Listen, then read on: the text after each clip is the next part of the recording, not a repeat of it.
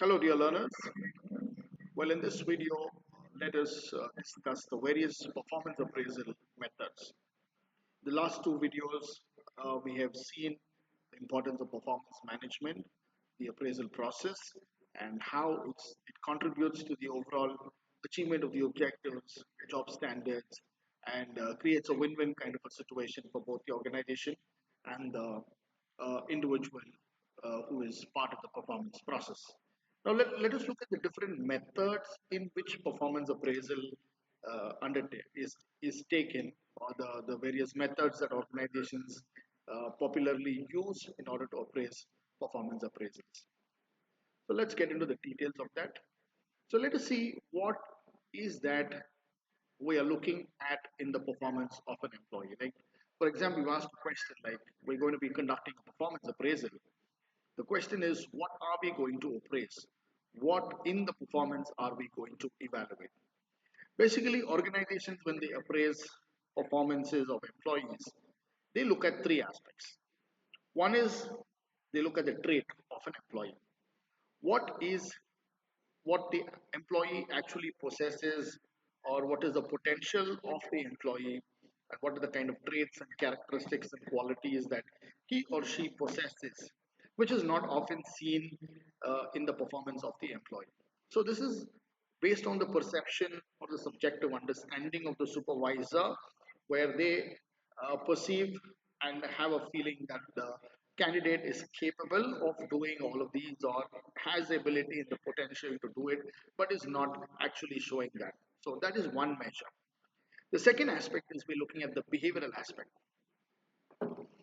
right? The behavioral aspect of how the employee is going about conducting himself or herself from the job, and it's done on a comparative basis to see that this individual is hardworking, or this individual completes his or her job fast, or this individual is loyal to the organization, or this individual is more committed to the organization. Now, these assessments are generally made by observing the behavior of the candidate, and very importantly also comparing that individual's behavior with rest of the others, as to how others go about conducting or doing the same kind of a job, and then how this individual in question is doing it. Third is definitely we focus on results. At the end of the day, it has to boil down to the results, right? So for whatever task, duties, roles, and responsibilities that were given to the individual as part of the job description, and then whatever was guided or whatever was briefed and oriented during the performance appraisal and the planning, the goal setting process, now is the time where we're looking at whether the employee has performed, whether he or she has adhered to the standards, or he or she has completed the tasks, duties, and responsibilities assigned. So basically, we're looking at three aspects. We measure traits, we measure behavior, we measure results. So when we look at the assessment, now what is the pattern that we follow? Basically, performance appraisal methods are usually built on two dimensions. One dimension is called the relative assessment. The other dimension is called the absolute assessment. In the relative assessment, employees are measured against one another. Like one individual's performance is measured or is compared with the rest of the other members in the team, and then we come to this conclusion: who is the best performer among the team, who's the second best performer, third best performer, or who is the least performer in the team. This kind of a method of evaluating performances on the basis of comparing one individual's performance with that of the others is what we call as relative assessment. Now, in absolute assessment, the assessment is not based on comparison. The assessment is based on individual standards. You are compared against your own respective standards. So, in the standards, or the standards that were set, or the expectations that were set for one individual, now we are measuring the individual's performance or output or results with that of his or her own standards, and this is what we call as absolute assessment. So performance appraisal methods usually tend to follow either the relative assessment, or they tend to follow the absolute measurement method. So based on these methods, we can see that performance appraisal methods can be divided or classified on the basis of whether they follow the relative assessment, which is comparative, where we have ranking, paired comparison, post comparative distribution, And then we have the absolute assessment, which has different methods like the critical incident method, the narrative essay, the checklist, the graphic rating scale, the bars, boss, and then the forced choice methods. These are some of the methods that are available for HR professionals, and depending on the appropriateness of the organization, the nature of the organization, the nature of the work, and the kind of employees that we have, and the kind of assessment that we believe is going to give us the right kind of performance appraisal results, we take that forward. And the third, we have something called measuring by objectives, which is management by objectives, where every individual is given a set of objectives and measuring against his own job standards. And there's another classification where we can look at the traditional method of performance appraisal and the modern or the emerging methods of performance appraisal. So the traditional methods have been the paired comparison, the graphic rating scales, the forced choice distribution, the forced distribution choice, checklist, free essay, critical incident, group appraisals, ranking data, field review methods. So all of these are traditional methods which organizations in the past have been using. The modern day methods, depending on the nature of the kind of nature of work, the dynamics of the business environment, the industry, and so on, these methods are classified into the assessment center, the appraisal by results, or the managing by objectives. We have the human asset accounting method and the behaviorally anchored rating scales, the 360-degree appraisal, the 720-degree appraisal. All of these could be classified as the modern methods of performance appraisal. So when we look at what all different methods come under the comparative methods, we have the ranking method, the alternation method, the paired comparison, and the distribution choice method. So this is just an example of how we can compare one individual's performance with that of the others in the team, that of the others in the class, that of the others in the division or the department, and then be able to rank. This is a straight ranking method where we look at the first best, second best, third best, the fourth best, or rank them according to first rank, the best performance, the first rank, the second best performance, second rank, the next best performance, the third rank, and then we can place everybody in that sort of a ranking order. The alternation ranking is we can look at the best performer. We can look at two ends. We can begin with the best performers and then the worst performers also. So we can go from the best to the least, or from the least to the best, and then be able to identify where we can place these individuals on the ranking list as such. We have the alternation ranking. This is just another template that you're getting to see where you have the highest rating employee or the best performing employee and the least performing employee, which we can be able to identify. So if at all we want to look for the top five performers in the organization or the average five performers in the organization, or if at all we want to shorten the team and then we're looking for some candidates that we want to put on the layoff list. And we can always go to the least performing candidates and then be able to identify from the data who are the performers who are least performing, and then be able to take necessary action. We have another method called the paired comparison. In paired comparison, we're looking at comparing one individual over another individual upon a certain particular trait, quality, or an objective. So we're taking one particular aspect of like who's hardworking, or who is more committed, or who is able to complete this task on time, or who is the best in terms of working on this particular software or this particular technology. So you can take any one particular factor, one particular criteria, and then you can measure one individual in the team with another individual, and then find out between the two who is best. And then that particular individual is selected, can be compared with another individual, and then that's how we will be able to alternate between one performer over another performer, between the two who's best, and then compare that person with the next individual, and see between them who's best, and then be able to find out who is the best of the best that we have in that particular team. Now that's where we do uh, comparison. That's where we do paired comparison method as such. Now, this is the forced distribution method that we have, which organizations have been following very largely, where individuals' performances after the performance appraisal is over and we are able to identify these individuals, we put them under different categories. As to we look at performers as high performers or high average performers, average performers, low average performers, and low performers. Accordingly, we distribute them. We place them on a certain percentage. Like for example, 10% of the employees as high performers, and the next 10% of the least performers.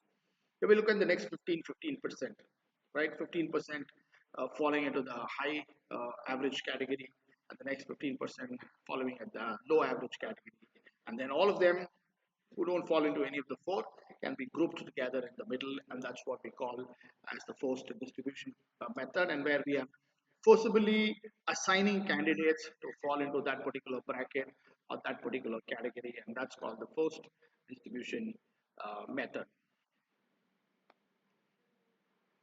Just one example of something that appeared in the papers, which talked about how organizations are moving away from the normal curve distribution or moving away from the forced distribution method, because many a times it's very unjust on the workers, where we are forcibly assigning candidates, and if at all there are more percentage of candidates who fall into that category of good performers, then because of the restriction of the numbers, the percentage that we have, or we have to forcibly assign a particular number of candidates to that particular category, many a times will be forced to push them into the next category, which may be average or which may be low average as such. So many organizations like IBM and Infosys, as we've seen in this particular clipping, have been moving away from the bell distribution curve as such.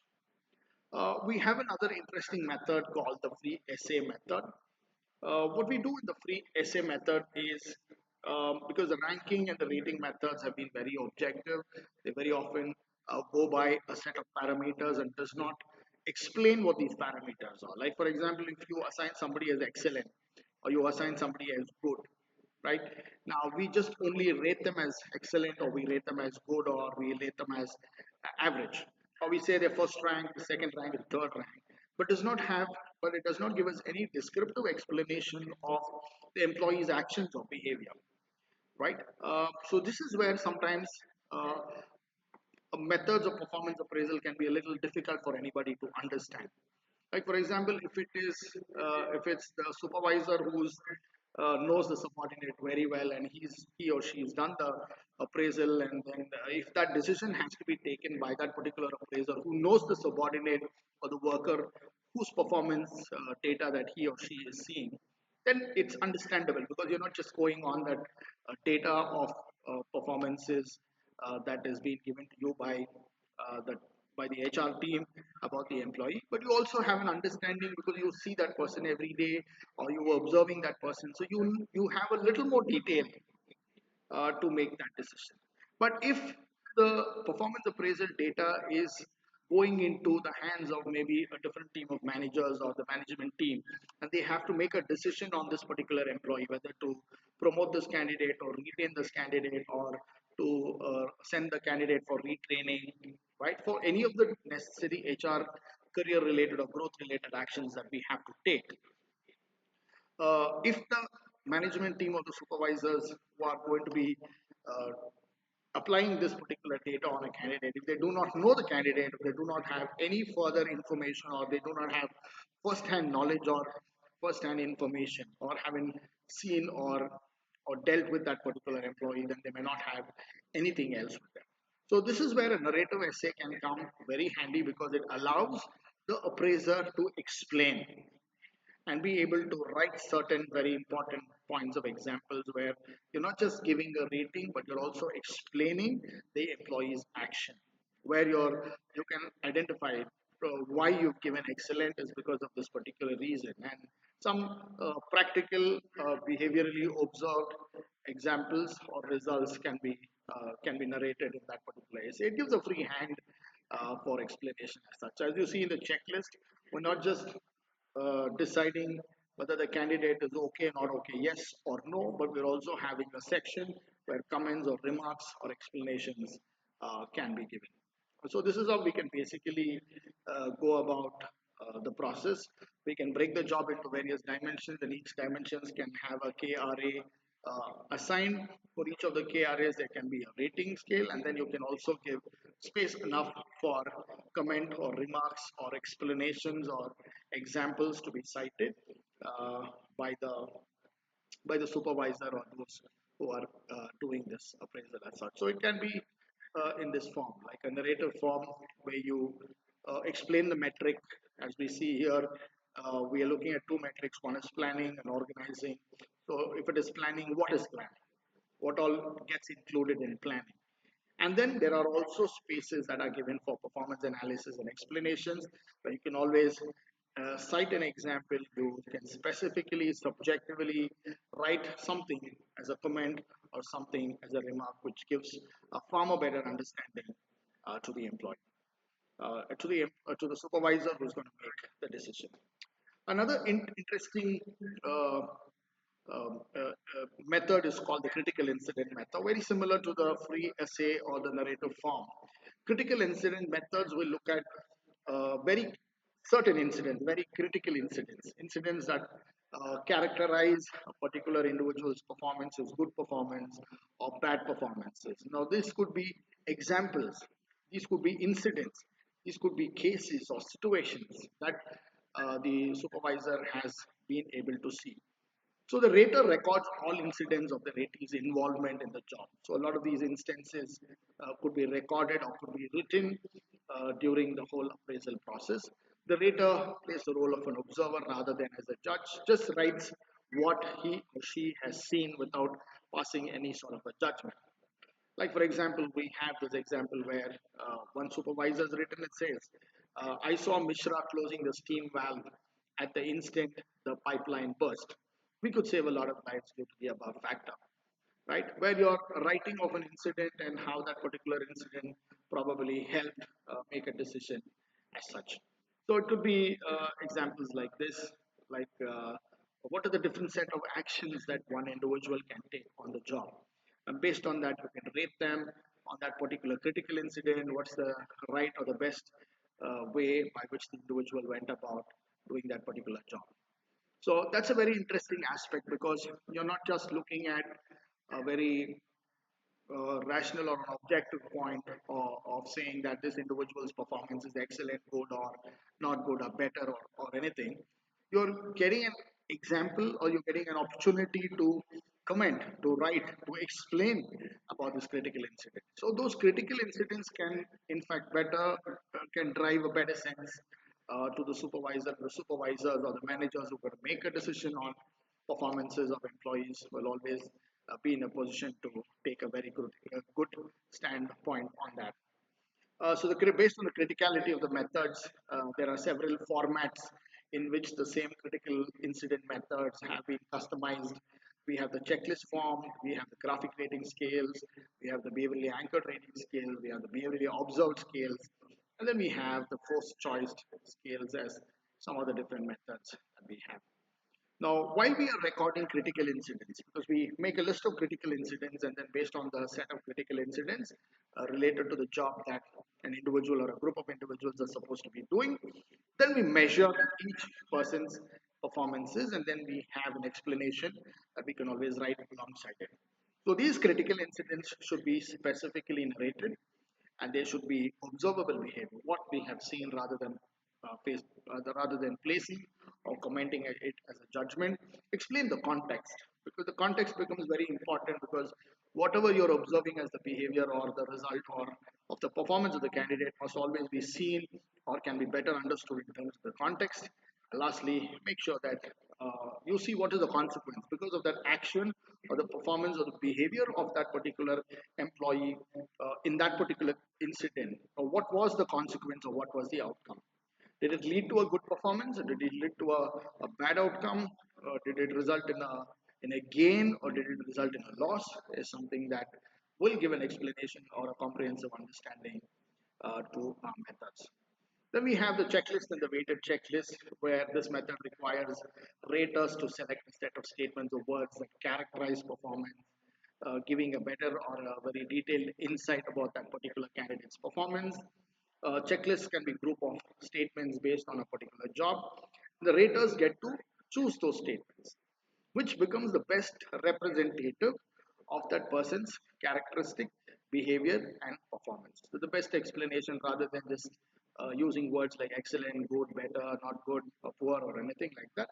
been able to explain it through a statement as such. So here's a template or a simple example of a simple checklist where we have 5 points like: is the employee regular on the job? Is the employee respected by the subordinates? Is the employee always willing to help parties?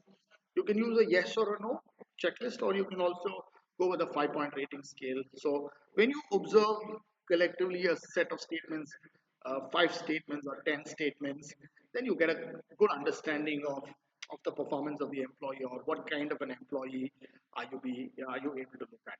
Or we can also have a forced choice where you can have two set of statements and then you're forced to choose between one of the two statements that is appropriate as such.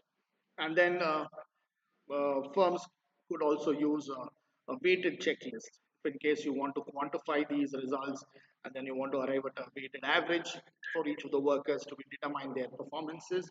Then we can also assign weights appropriate to some traits or certain KPIs that are considered to be most important, and then incidents that are not very important as such. So how do we go about doing this? We generate a large number of behavioral statements, and then we ensure that the set of statements are well explained. The rules, it expresses only one particular statement, and we use terminologies or explain that particular narration or incident in a very simple manner, and there are no negatives that are given, right? And these statements will have to be evaluated by a set of panel who goes through it and looks at these statements, not written in a very optimistic manner or not in a very pessimistic manner, but rather in a very non-judgmental manner. So the revision of those sentences can be made by the experts, and then we can, once it's approved, then it can be taken up for doing this such. And then we have the graphic rating scales. Very similar to the critical rating scale, we have the graphic rating method where performances are characterized on the basis of personality characteristics. We can look at various KPIs like the quantity of work, dependability, job knowledge, cooperativeness, ability to lead, interpersonal skills, and and other aspects like that. So we have a graphic rating scale, which can give you a series of statements on one particular KPI, and then the raters or the supervisors can always choose that particular incident or that particular statement that best applies to that particular individual as such. So this is just another method that we have where rating scales or checklists can be made, where there is explanation for every rating point. Rubrics are very clearly created, KPIs are very clearly identified, explanation for each of the KPIs is given in detail. Along with that, each of the rating scales are explained. When you want to assign somebody as outstanding, what does outstanding mean? There is an explanation. Otherwise, there can be a lot of subjectivity in the way each rater understands outstanding as such. So, what is outstanding? What is very good? What is good? What is needing improvement? What is unsatisfactory performance? All that can be very, very easily explained or narrated. Then we have the behaviorally anchored rating scales.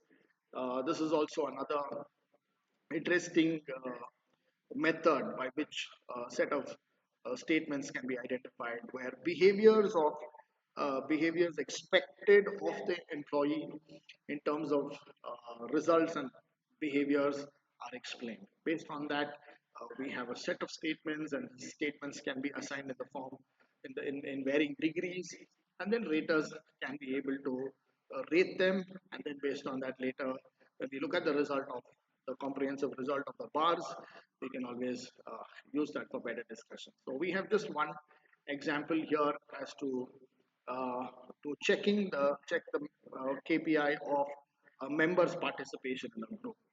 So you can rate that as effective and ineffective when you have a 5 point rating scale with different statements. A group member does not attend any meetings, can be assigned one. A group member does little and offers no valuable ideas, can be given two. Likewise, group member participates in discussions though is not very prepared, can be given three. Group member has read some agreed upon material and comes prepared, can be given five.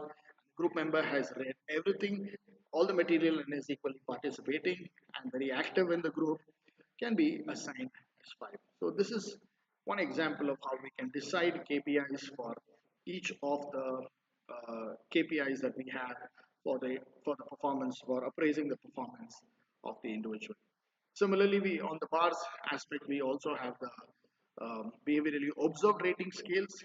Yeah, these are more similar to bars, where critical incidents are listed. Critical incidents have a frequency, and then we collect a set of critical incidents. So we identify all the critical incidents, and then we choose those critical incidents that would be an actual representative of the work or the KPI that we're going to be measuring.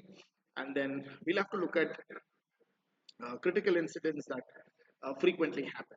So that is the most observable aspect or the most important characteristic of the individual. And this would be the first choice method that we have. So first choice methods could possibly give us a set of statements, a set of statements. One's a most positive statement, one could be the least positive statement. So two statements, and then the rater is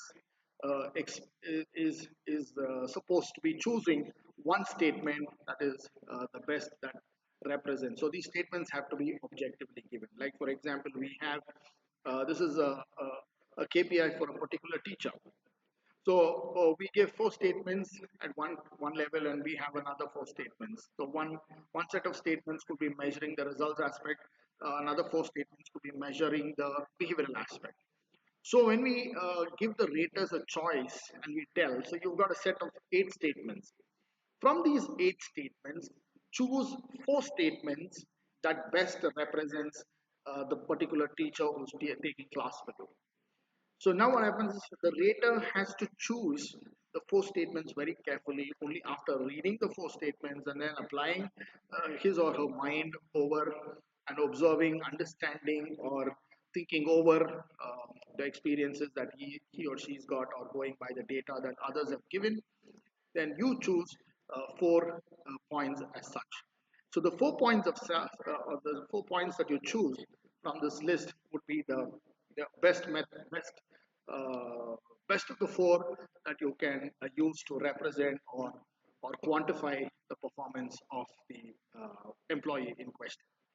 So there we have a favorability index and a discriminatory index. A favorability index would have statements, four statements, and a discriminatory index could have four statements.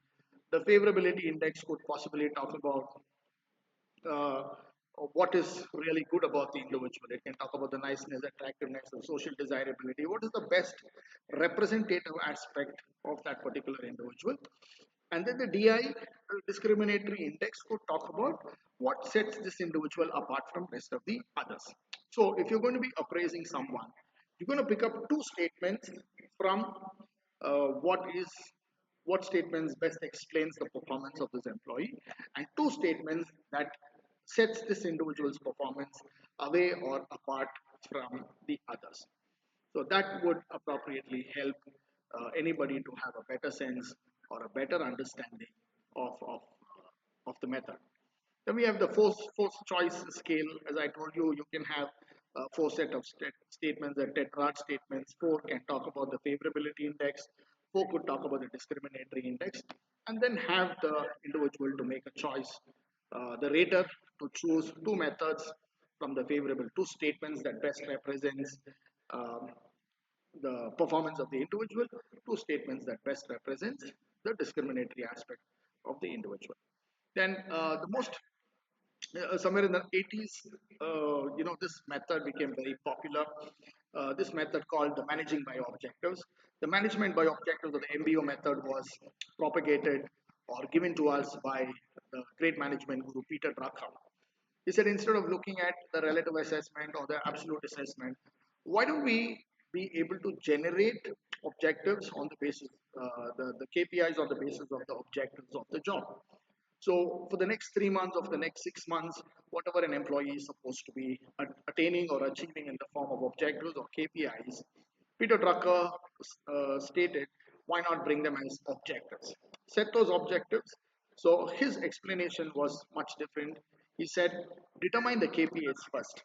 And then in the real method, he said, let the subordinates be able to set their KPIs, the key performing areas, determine the KPIs from the job, derive it from the job description of the job of the individual, set objectives under each KPA, then explain these objectives to the subordinate, allow the subordinate to set their own objectives as to what they would want to achieve in the next coming period of assessment, and then have that shown to the supervisor. Supervisor clarifies those KPIs or objectives, and once it's agreed upon by the superior and the subordinate that these are the set of KPIs that we're going to be attaining or achieving, allowing that employee to know it and then be able to uh, implement it.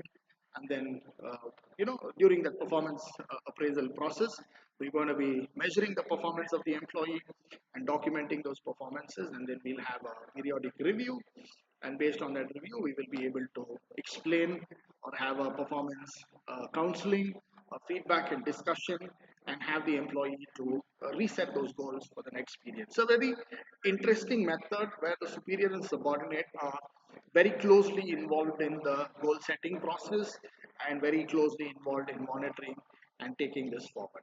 So this is how we go about with the process of MBA. We define the goals, and then we set employee objectives, and then we monitor performances. We go through the evaluation process, and then we finally close with the feedback as such. Okay, so these are the different methods of performance appraisal that we follow in the organization. So in the next video, we will look at a few more methods of performance appraisal that's very useful and helpful for us. And these methods can be chosen by organizations on the basis of the nature of the job, the industry that they are in, the nature of the work, the dynamics of the organization, and then always look at what method is going to help us to best capture the performance of the candidate and then be able to use that particular performances in order to achieve or attain what is good for attaining or achieving the goals for the organization and such. So it should be something that helps the organization to achieve its goals and objectives, and also for the employee to be able to better understand all of this. Thank you for watching. I hope you learned about the different methods and how we go about with performance methods as such. Thank you for watching.